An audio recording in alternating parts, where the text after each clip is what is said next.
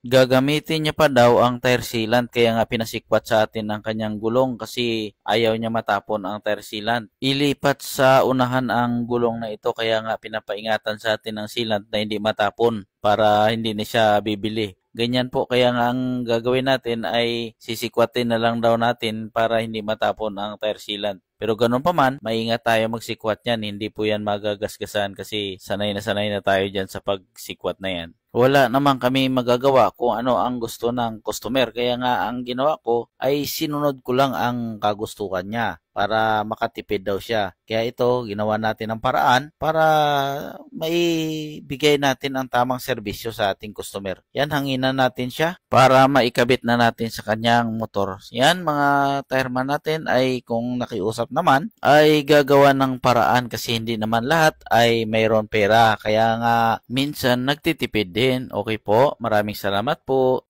Peace.